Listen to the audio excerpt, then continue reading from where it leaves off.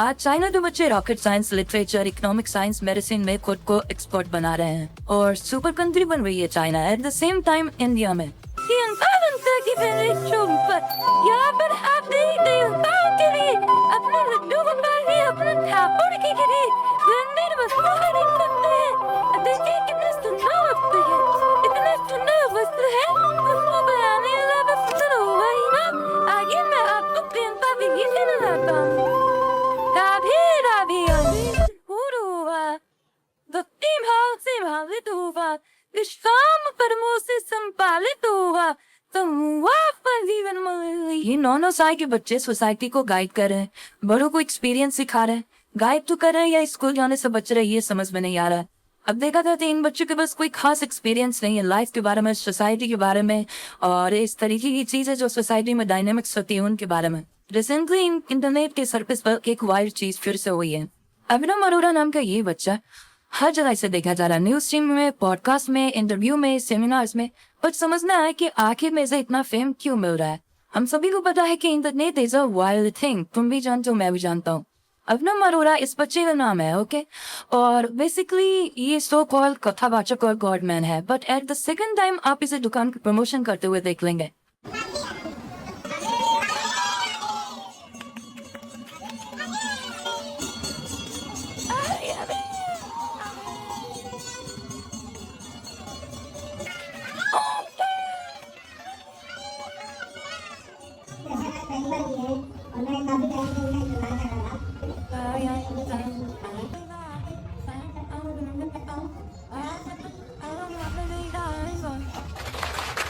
घुमा फिरा के बात बस इतना है कि ये एक इंटरनेट इन्फ्लुएंसर है। भक्ति के नाम पर भगवान को कैपिटलाइज करना या भगवान के नाम पर भक्ति को कैपिटलाइज करना। एक स्पिरिचुअल पर्सन कभी भी भगवान या भक्ति को कैपिटलाइज नहीं करेगा। ब्रांडेड कपड़े भगवान के लिए, देखो मैं ये तो जानता हूँ कि ये दुनिया कैपिटलिस्टिक है, पर स्पिरिचुअलिटी कब से कैपिटलिज्म का हिस्सा बन गई मुझे पता नहीं चला। आपने देखा कि किस तरीके से भक्ति करते करते अभिनव प्रोडक्ट एंड सर्विस वाले लाइन में घुस गया, ये हमें प्रोडक्ट बेचने लगा। अब देखो कोई भी स्पिरिचुअल पर्सन या रिलीजियस पर्सन ऐसा नहीं करेगा। भगवान की भक्ति ब्रांडेड कपड़े से सुनने में थोड़ा सा अजीब है, पर एक्चुअली में ये बुरी चीज है। मैं ट्रोल नहीं कर रहा हूँ और ना ही मैं अभिनव से हेट करता हूँ। मैं तो एक सिंपल मैसेज अपने लोगों को देना चाहता हूँ जो भी रिलीजियस हैं, स्पिरिचुअल हैं। आपको इन चीजों को समझना है कि अगर जो भी असली स्पिरिचुअल और रिलीजियस लोग होंगे वो भक्ति को कैपिटलाइज नहीं करेंगे। वो भक्ति के नाम पर दुकान के प्रमोशन, ब्रांडेड कपड़ों की प्रमोशन नहीं करेंगे। भक्ति का कोर कॉन्सेप्ट होता है अपने आप को जानना, अपने विजडम को जानना। इंटरनेट वाली भक्ति अगर आप करोगे तो आप एक्चुअली में अपने कल्चर को बिगाड़ लोगे। एक्चुअली में मेरे चैनल का नाम है साइबर कल्चर और मेरा काम है आपको ये समझाना कि इंटरनेट पे चीजें कैसे काम करती हैं। इंटरनेट की जितनी भी चीजें हैं वो ज्यादातर आपको मैनिपुलेट करने के लिए होती हैं। वो चाहे अभिनव की भक्ति हो या बच्चे जो डांस करते हैं, रील्स करते हैं, या बड़े यूट्यूबर्स आपको जो बड़े बड़े अपने घर दिखाते, ये सभी फेक चीजें होती हैं। आपको समझना, ये आपके दिमाग को मैनिपुलेट करती है, ये आपको अनसाइंटिफिक बना देती है, ये आपको लॉजिकल लेस बना देती हैं। और सेम चीज अभिनव ने भी करा है। आपको समझना होगा कि आपको बेवकूफ नहीं बनना होगा। सिंपल अभिनव एक सेल्स मैनेजर की तरह काम कर रहा है, सिंपल अपने प्रोडक्ट एंड सर्विस को बेचने के लिए। कुछ लोगों को शायद बुरा लगेगा, पर जो सच है वो सच है। सेकंड इशू है ये मीडिया हाउसेस जो टीआरपी के लालच में कुछ भी नहीं करती है। अभिनव अरोड़ा की एक 2 घंटे की पॉडकास्ट, 2 3 घंटे की इंटरव्यू इन न्यूज चैनल पे आपको देखने को मिल जाएगी। यकीन मानिए, मेरा यकीन मानिए, इससे बेहतरीन, इससे सुंदर, इससे अद्भुत प्रस्तुति गुंजस लेकिन मंच पर आज नहीं हो सकती।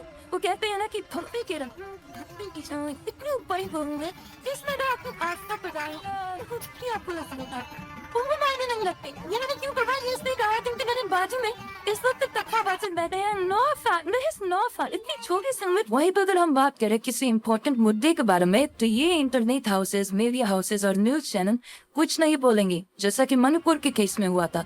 मणिपुर के केस में ये मीडिया हाउस ने ना ही तो कुछ इंटरव्यू किया और ना ही कोई पॉडकास्ट किया मणिपुर के बारे में, बस चुप हो गए। हमारी मीडिया हाउस और हमारे प्रोडक्शन हाउसेस या जितने भी ये न्यूज हाउसेस हैं ये बेकार चीजों को बढ़ावा देती हैं और हमारे यूथ को काफी ज्यादा डिस्ट्रैक्ट करती हैं। ये तो चाहते ही नहीं कि हमारे यूथ लॉजिकल हो, स्किलफुल हो। ये चाहते हैं हमारे यूथ बेकार हो ताकि इन पे कुछ भ्रष्टाचारी नेता रूल कर सके हमारे दिमाग को करप्ट करके।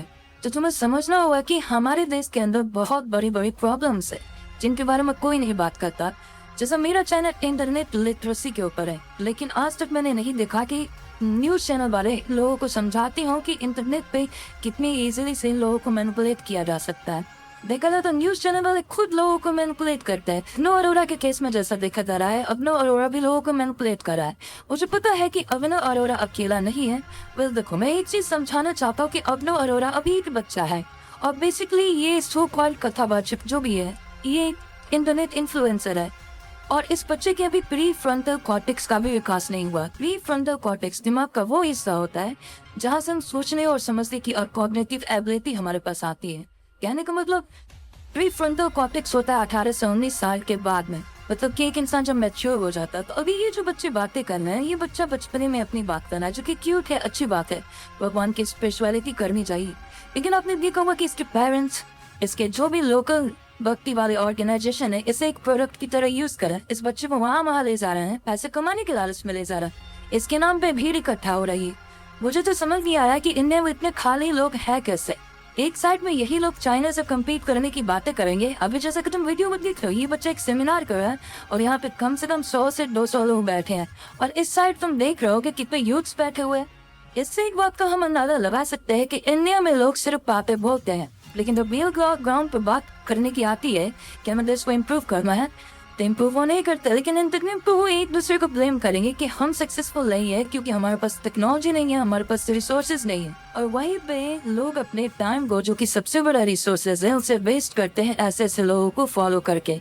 और इन जैसे लोगों की फॉलोइंग लाखों के तादाद में है। जैसे अर्नव को देख सकते हो तुम, इजिली इसकी फॉलोइंग लाखों में है। और तुम्हें समझना होगा कि लाखों की जो तादाद है वो एक सोशल प्रूफ की तरह काम करती है। मैनिपुलेटर दूसरों को ये दिखाते हैं कि बहुत सारे लोग उन्हें फॉलो करते हैं, इससे लोग भी उन्हें फॉलो करना शुरू कर देते हैं।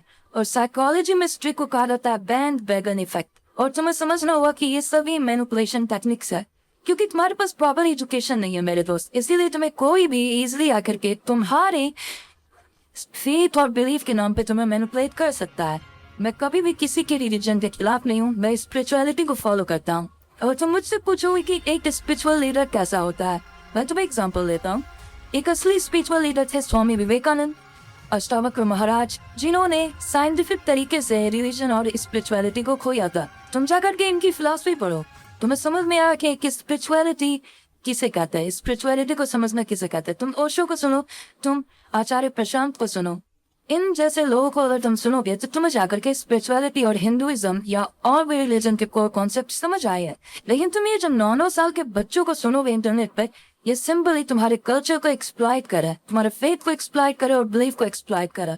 अगर तुम्हें एक्चुअली में स्पिरिचुअलिटी समझने का इतना ही मन है तो तुम जिद्दू कृष्णमूर्ति को सुनो, जो कि one of the prominent philosopher है हमारे देश के। इतने सारे लोग हैं तुम्हें स्पिरिचुअलिटी समझने के, लेकिन तुम्हें स्पिरिचुअलिटी नहीं समझना है। जितने भी लोग हैं इंटरनेट पे, उन्हें स्पिरिचुअलिटी नहीं समझना है, उन्हें बनना है बेवकूफ। इंडिया की deep rooted religious and spiritual culture काफी पावरफुल थी और काफी प्योर थी, लेकिन आज के वक्त में ये सभी लोग हमारे देश के स्पिरिचुअल कल्चर को बिगाड़ रहे हैं, उसे पैसा कमाने का तरीका बना रहे हैं। इतने सारे बाबा है जिन्होंने एक स्पिरिचुअल कम्युनिटी को बदनाम कर दिया है। और तुम्हें समझना हो कि ये सभी लोग कल्चर को पॉल्यूट कर रहे हैं। और इंटरनेट पे यही तो सबसे बड़ी प्रॉब्लम है कि कोई भी कुछ भी रट फटा करके तुम्हें मैनिपुलेट कर सकता है। इसीलिए मैंने इस चैनल को ओपन किया ताकि मैं तुम्हें समझा पाऊँ कि इंटरनेट पे तुम्हें कोई भी मैनिपुलेट कर सकता है।